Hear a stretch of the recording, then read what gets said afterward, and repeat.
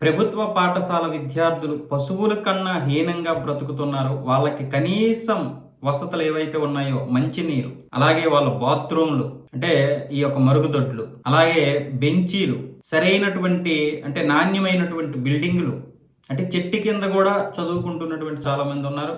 అలాగే ఎప్పుడు ఏ యొక్క స్లాబ్ పడిపోద్దో తెలియదు అన్నటువంటి పాతకాలపు బడులు కూడా ఉన్నాయి. కనీసం మంచినీరు లేవు, టేబుల్స్ లేవు, అలాగే పాఠశాలలకి భర్తీ చేయనటువంటి ఇంకా పోస్టులు చాలా ఉన్నాయి. సరైనటువంటి ఆహారం ఇవ్వడం లేదు, కానీ ప్రభుత్వం నుంచి డబ్బులు తీసుకుంటున్నారు కాంట్రాక్టులు. ఇలాంటి వాటి మీద పోరాటం చేస్తూ CJPM వచ్చేసి లేఖలు రాసింది, అన్ని రాష్ట్రాల ప్రభుత్వాలకి లేఖలు రాసింది. వీటన్నింటికి మీరు గత 5 సంవత్సరాలుగా ఇలాంటి చర్యలు తీసుకున్నారు, ఏమేమి స్కూల్కి ఇచ్చారు, అవన్నీ కూడా నివేదికలు ఇవ్వాలి అని చెప్పి వీళ్ళేమొచ్చేసి లేఖలు రాశారు. అయితే అధికారికంగా వీళ్ళు ఇస్తారా ఎవరో పక్కన పెడితే, వాస్తవంగా మాట్లాడుకోవాలంటే చాలా ప్రభుత్వ పాఠశాలల్లో ఈ పరిస్థితి ఉంది. కనీసం నీరు లేదు, త్రాగడానికి ఒక మంచి నీరు లేదు, ఇది వాస్తవం. సరైనటువంటి వ్యవస్థ లేదు. ఇంకా పాఠశాలలకు వస్తున్నటువంటి టీచర్స్ మంచిగా చెబుతున్నటువంటి వారిని పక్కన పెడితే అసలు ఇంకా చెప్పనటువంటి వారు చాలా మంది ఉన్నారు. అలాగే ఇంకా అనేక పాఠశాలలు కూడా నిర్మించాలి, ఇంకా చాలా ఎక్కువ పాఠశాలలు నిర్మించాలి. అలాగే DSC పెట్టి ఇంకా టీచర్స్ని నియమించాలి.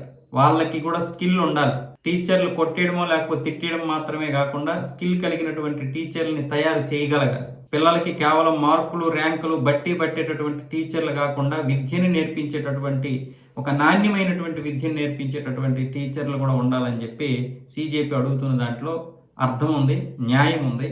ఈ విషయంలో మనము ఇలాంటి విషయాలు మనం ఎప్పుడు వ్యతిరేకంగా వాళ్ళ గురించి మాట్లాడకూడదు. ఎందుకు అంటే ఏదైనా జరగని, అందులో రాజకీయం ఉందా లేదా పక్కన పెడితే, ఇప్పుడు పిల్లల విషయంలో మాత్రం ఇది జరుగుతుంది. ప్రతి ప్రభుత్వం కూడా దీని గురించి ఆలోచించాలి. ఏదో ఒక స్కూలో ఒక కాలేజో కట్టేసి ఇదిగోండి ఇలా చేస్తున్నాము, ప్రభుత్వ పాఠశాలలు కూడా ఈ విధంగా ఉన్నాయని చెప్పి వీడియోలో లేకపోతే మీడియాలో వచ్చేసినంత మాత్రాన గొప్ప కాదు. ఏదో 1-2 పాఠశాలలు దరిద్రంగా ఉన్నాయి, ఇక మిగతా అన్ని పాఠశాలలు బాగున్నాయి అంటే అది ప్రభుత్వానికి ఎటువంటి మచ్చ తీసుకురాదు. కానీ ఒక పాఠశాల 2 పాఠశాలలు బాగు చేసి మిగతా పాఠశాలలన్నీ అంటే ఎన్ని లక్షల్లో ఉంటాయి, ఒక రాష్ట్రంలో వేలల్లో ఉంటాయి, 30,000 40,000 పాఠశాలలు ఉంటాయి. అలాంటి వాటిని మనం ఎలా చూసుకోవాలి? అది ప్రైమరీ. అలాగే మామూలుగా చూసుకున్నట్లయితే ఒక 1200 నుంచి 1500 ఉంటాయి హై స్కూల్. వాటిని కూడా మనం సరిగ్గా నిర్మించుకోలేకపోతే ఎట్లా? కాబట్టి ఈ విషయాల్లో అందరము ప్రశ్నించాలి ప్రభుత్వాలని. అది ఏ ప్రభుత్వం అయినా సరే, అది మన భవిష్యత్. ప్రతి పిల్లడు చదువుకోవాలి. ప్రతి పిల్లోడికి అంటే ఇప్పుడు అందరూ చదువుకుంటున్నారు, ఎక్కువ శాతం 90% మంది చదువుకుంటున్నారు. కానీ అందులో 50% మంది లేదా 60% మంది ప్రైవేట్ పాఠశాలలకి వెళ్తున్నారు.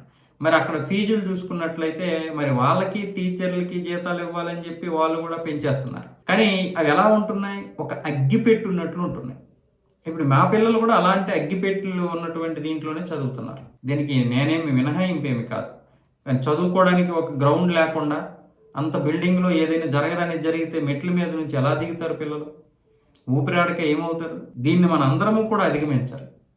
ప్రభుత్వ పాఠశాలల్లో అన్ని సౌకర్యాలు ఉన్నా కూడా ప్రైవేట్ పాఠశాలల్లో చదివితే ఇక నాది వాళ్ళ ఇష్టం. కానీ మనం అన్ని సౌకర్యాలు కల్పించకుండా ఇలా చేయడం కరెక్ట్ కాదు. అలాగే ప్రభుత్వ ఉద్యోగులు ఎవరైతే ఉన్నారో వీళ్ళందరూ కూడా వాళ్ళ పిల్లల్ని ప్రభుత్వ పాఠశాలలకి పంపించే విధంగా ప్రయత్నాలు చేస్తే అన్నీ ఆటోమేటిక్గా చక్కబడతాయి.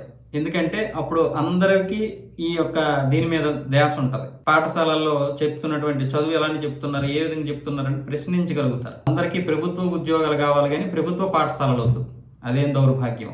చివరికి టీచర్స్ పిల్లలు కూడా 98% ప్రైవేట్ పాఠశాలలోనే చదువుతున్నారు. ఇది కూడా ఖచ్చితంగా జరుగుతూ ఉంది.